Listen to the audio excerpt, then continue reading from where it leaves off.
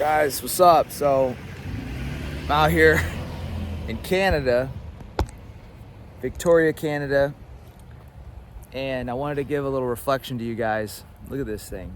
I want to give you guys a little reflection on what I learned out here doing this. I'm leading I'm helping and collaborating on a leadership event, and it's all about building the best you. And so it's personal development, it's learning how to lead teams. But before I get into what I learned out here that could really enrich your guys' lives, let me show you a little bit about this area right here. Look at this spot. Because what I learned out here I thought was so valuable that I had to just get on the camera and start talking about it. All right, I like to do that with you guys. I like to share my life lessons, my wisdom, and sometimes I tell military stories. Sometimes I like to just share what I'm doing in life and share that stuff with you guys, okay? So this is the thing, is I gotta get some space because I got some people coming up here. But the thing that I learned out here, first of all, I flew out to Victoria, Canada. Michelle Aubry, she has a coaching program, and she took some of her students through a workshop where she taught them basically it's embodiment work. So it's learning how to master your mind, body, and soul all in one. But then we also took them up the mountain and had them lead each other. Okay, so the cool part of this event was that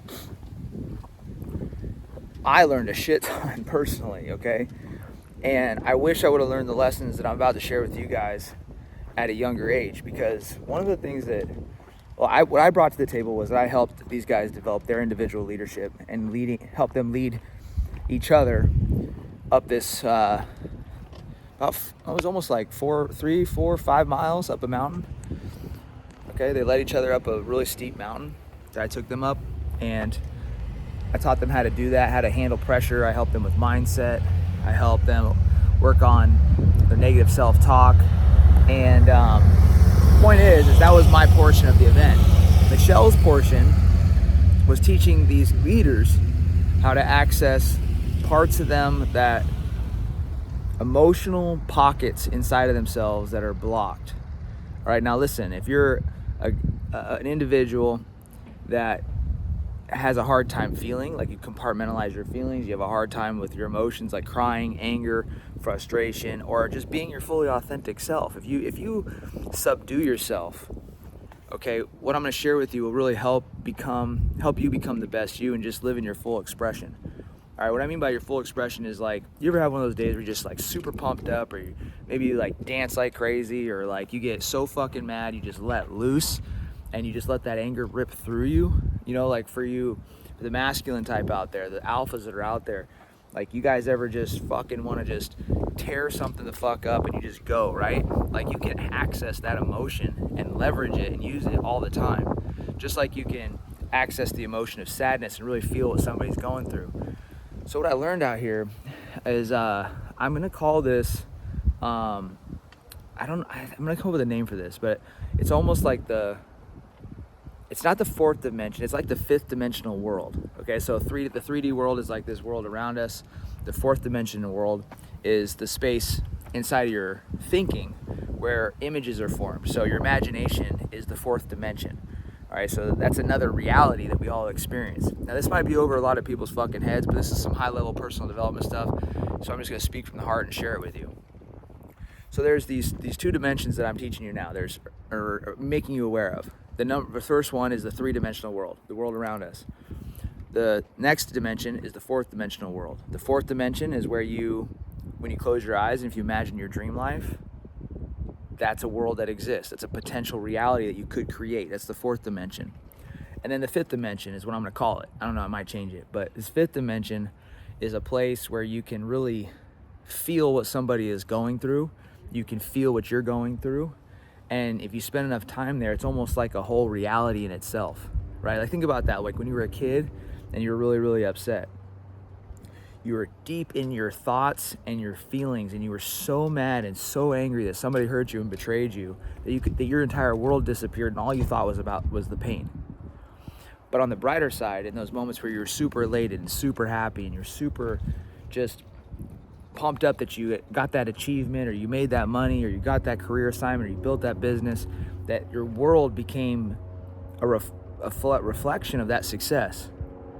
Okay, now a lot of times in life, what I learned out here is a lot of times in life people ignore those emotions because sometimes it can hurt to explore them. In other words, if you're not used to exploring the emotion of sadness, of the emotion of anger, the emotion of disappointment, grief, well, you're going to close those areas off in your life, which means when you close off emotional pockets in your inside of you, you're also subduing the positive emotions that you want to experience. So in other words, if I don't know how to feel sadness, it's less likely that I'm going to feel happiness.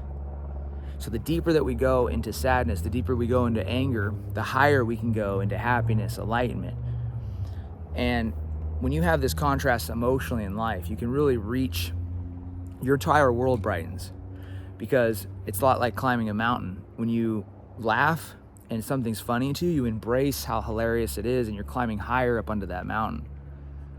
But a lot of times in life, we all freaking make our emotions smaller instead of larger. And as leaders, I think it's one of the things that makes us most relatable to our people is letting people know how we feel about shit.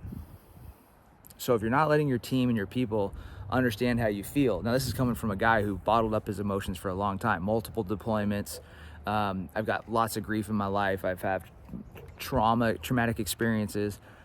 And, through the military and stress, I compartmentalized my emotions a lot. I learned how to bottle up the anger, the frustration. I learned how to bottle up the pain, the leadership guilt that I would carry around. And I just learned how to compartmentalize my emotions, and that taught me to subdue everything how I felt, like to subdue life and make myself emotionally flat. So I've had to train myself to become more emotionally open. And I'm telling you guys, this is one of the biggest lessons that I've learned while out here at this retreat, is that a rich life is an emotional life. I believe in stoicism. I believe in being steady and still. But I also believe in being in control of your emotions so that you can have that rich experience. Okay? A man that can control his emotions is a dangerous man. Remember that. And that's the little piece of wisdom I wanted to give you guys. I gotta go jump on a flight. I'm headed back to Florida tonight. And I hope you will love this video. If you did, please tell me what you did like about it down below. And I'll see you guys in the next one. Conquer all.